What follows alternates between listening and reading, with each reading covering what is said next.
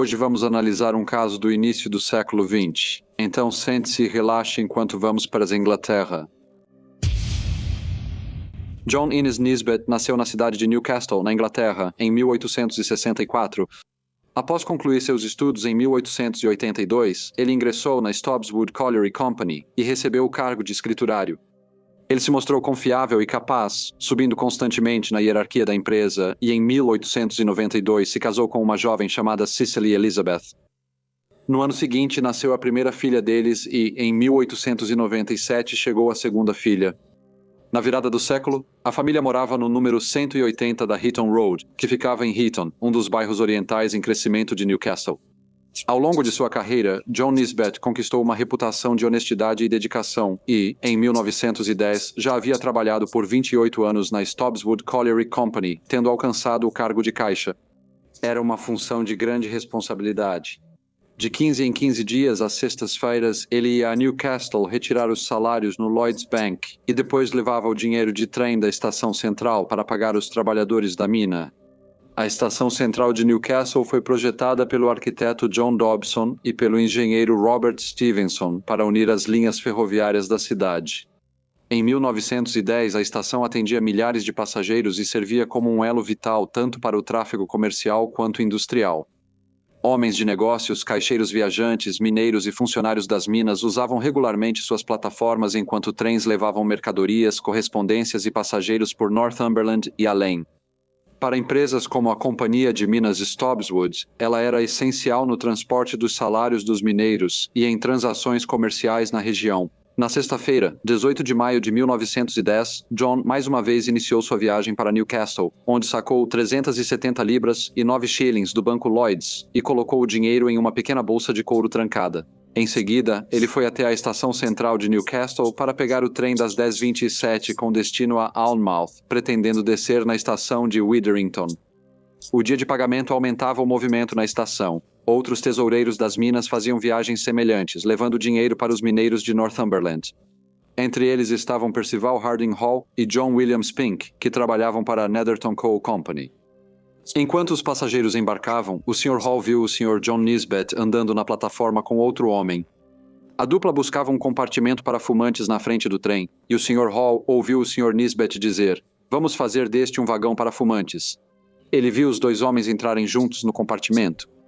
Pouco depois da partida do trem, ele parou na estação Heaton, onde era costume da Sra. Nisbet encontrar seu marido quando o trem passava. Ela o esperava novamente na plataforma, mas para sua surpresa, encontrou-o sentado perto da frente do trem. Isso era bastante estranho, pois ele geralmente se sentava em um compartimento na parte de trás ou no meio. Quando ela o viu, acenou e o Sr. Nisbet abaixou a janela e eles puderam conversar brevemente. A Sra. Nisbet lembrou o marido para não chegar tarde em casa naquela noite porque a tia dela viria visitá-los. Ele riu e a acalmou, dizendo que voltaria direto para casa após o trabalho. Quando o trem partiu, a Sra. Nisbet viu rapidamente o passageiro à frente do marido. O compartimento estava em parte na sombra de um túnel, dificultando as observações, mas ela viu que o homem usava um sobretudo claro com a gola levantada.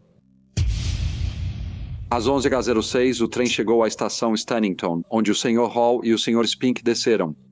Eles caminharam pela plataforma e olharam para o compartimento onde estava o Sr. Nisbet. Eles viram que ele estava sentado de frente para a locomotiva e conversava com outro homem, sentado à sua frente.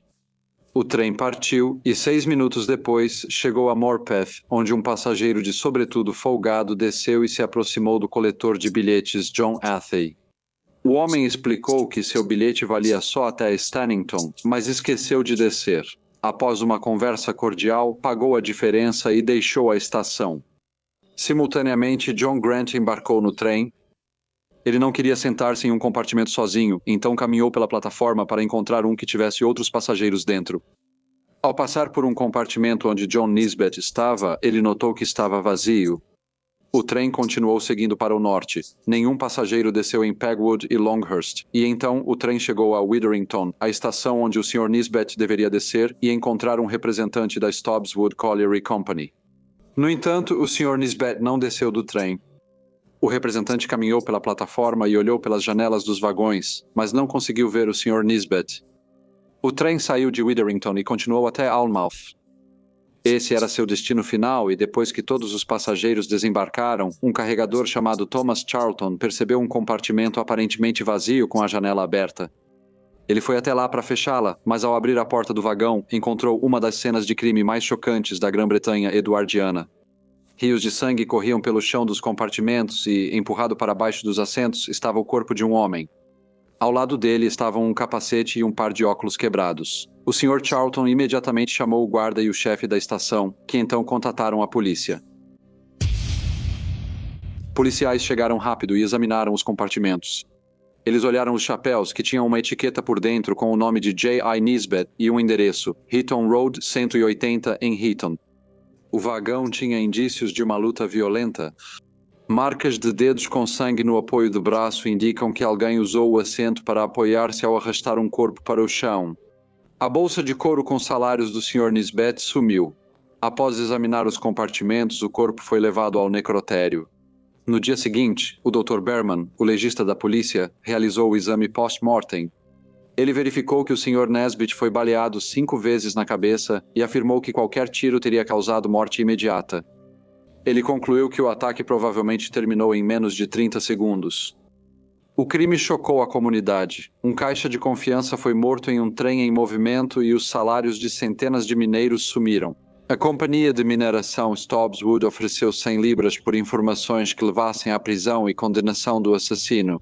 Investigadores passaram a reconstruir a manhã, rastreando movimentos de passageiros e funcionários da ferrovia. Coletaram depoimentos de pessoas na estação central de Newcastle e de quem embarcou ou desembarcou do trem durante a viagem. Uma atenção especial foi dada para identificar o homem visto viajando com o Sr. Nisbet e determinar exatamente onde ele havia embarcado ou desembarcado do trem. Com os depoimentos das testemunhas sendo coletados e comparados, a viagem ficou mais clara. O Sr. Charles Raven, um viajante comercial, informou à polícia que viu o Sr. Nesbitt caminhando pela estação central de Newcastle, acompanhado por outro homem, pouco antes do trem partir. O artista William Heppel afirmou ter reconhecido o homem com o Sr. Nesbitt como John Alexander Dickman, a quem disse conhecer há muitos anos. Na segunda-feira, 21 de março de 1910, John Alexander Dickman foi preso e levado para a delegacia de polícia de Gosforth, em Newcastle upon Tyne. Ele admitiu que viajou no mesmo trem que John Nisbet, mas afirmou que estava tão absorto lendo o jornal que perdeu sua parada e, em vez disso, desceu em Morpeth, onde pagou a diferença da passagem e começou a caminhar em direção às minas de carvão. Mas ele passou mal e descansou perto de um campo antes de desistir. Ele disse que depois voltou para a estação e pegou o trem de 1h40 de volta para Newcastle. O Sr. Dickman admitiu conhecer o Sr. Nisbet de vista e disse que o notou na estação naquele dia, mas negou ter viajado com ele ou falado com ele. Mesmo assim, a polícia desconfiou e fez uma busca extensa em sua casa. Eles removeram uma variedade de itens para exame adicional, incluindo cartas, registros financeiros, luvas, várias peças de roupa, assim como os casacos Burberry de cor clara que o Sr. Dickman estava usando quando foi detido. Uma roda de reconhecimento foi organizada e os Srs. Hall e Spink, que disseram ter visto o acompanhante do Sr. Nisbet na viagem, foram chamados para observar. O Sr. Spink não fez identificação positiva, mas após o Sr. Hall examinar os homens, apontou para o Sr. Dickman e disse: se algum deles for o homem, é ele. O Sr. Dickman foi acusado de assassinar o Sr. John Nisbet e levado aos magistrados. Multidões se reuniram, esperando ver os suspeitos no que os jornais agora chamavam de o sensacional assassinato no trem. Durante o início dos procedimentos, o superintendente Weddell apresentou as evidências e pediu prorrogação para a investigação. O Sr. Clark, defensor, argumentou que as evidências eram insuficientes e que seu cliente não deveria ser detido enquanto a polícia buscava mais provas. Após ouvir as evidências, os magistrados se retiraram por 9 minutos e concederam prorrogação de 7 dias. Com o avanço da investigação, a polícia se mostrava mais confiante no caso contra o Sr. Dickman. Um mês após o assassinato, a bolsa de couro do Sr. Nisbet foi achada no fundo do poço de ventilação da mina desativada Isabella Pitts, perto de Stannington. O dinheiro sumiu, mas investigadores acham que o local onde a bolsa foi descartada era ligado a uma área conhecida pelo Sr. Dickman. A imprensa foi rápida em noticiar qualquer nova pista no caso, e houve muita agitação quando o julgamento foi marcado para julho de 1910, e o caso já era o crime mais comentado da Grã-Bretanha. O julgamento começou diante do juiz Coleridge em 5 de julho e o Sr. Dickman declarou-se inocente. O caso tinha grande atenção pública, mas a promotoria tinha poucas evidências diretas ligando o Sr. Dickman ao assassinato. Não havia testemunhas que tivessem visto o assassinato acontecer, e nem a arma do crime, nem o dinheiro roubado foram encontrados. Grande parte do caso dependia de uma cadeia de circunstâncias e de observações de testemunhas antes e depois do crime. Muitas testemunhas afirmavam ter visto o Sr. Dickman e o Sr. Nesbitt antes do trem partir. Charles Raven reafirmou ter visto os dois indo para a plataforma 5 e Wilson Apple, que conhecia Dickman há mais de 20 anos, afirmou ao tribunal que ele era o homem visto com Nisbet em 18 de março. O depoimento do Sr. Hapley era importante porque ele já conhecia o réu pessoalmente há anos, não estava identificando um estranho. Ele afirmou ter reconhecido imediatamente o Sr. Dickman junto com o Sr. Nisbet, sem dúvida. Percival Hall disse ao tribunal que John Dickman era o homem sentado em frente ao Sr. Nisbet nos compartimentos do trem, quando os viu na plataforma em Stannington. O cobrador John Athey confirmou que Dickman era passageiro, desceu em Morpeth e pagou tarifa extra antes de sair da estação. O depoimento de várias testemunhas que viram o Sr. Dickman na viagem fortaleceu muito o caso da acusação. Até a Sra. Nisbet, que viu um homem sentado diante do marido na breve parada do trem na estação de Heaton, agora dizia que era o Sr. Dickman quem dividia o compartimento em 18 de março. O Dr. Roberto A. Boland foi chamado para depor sobre manchas em roupas achadas na casa do acusado. Ele disse que examinou uma parte do polegar esquerdo de uma luva de camurça e o bolso esquerdo de uma calça e confirmou que havia uma mancha borrada na luva, de cor vermelho escura distinta, e que havia pequenas manchas de sangue dentro dos bolsos. Ele afirmou que, apesar de serem manchas de sangue, não podia garantir se era humano.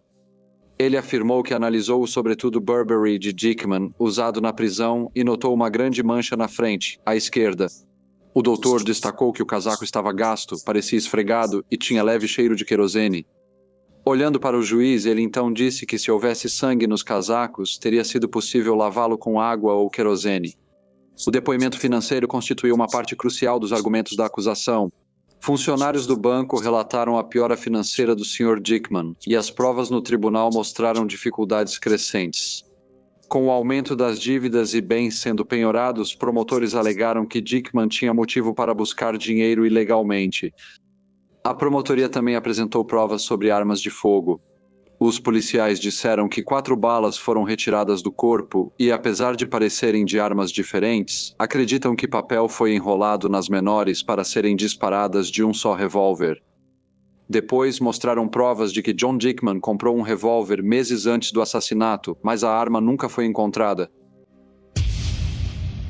A defesa teve apenas uma testemunha, o acusado, John Dickman, que subiu ao banco das testemunhas uma vez. Ele disse que havia recebido cerca de 500 libras como comissão pela venda de uma mina de carvão perto de Morpeth, e que também havia recebido ações bancárias como herança, o que representava mais cerca de 220 libras. Ele disse que fazia muitas apostas e geralmente tinha muita sorte.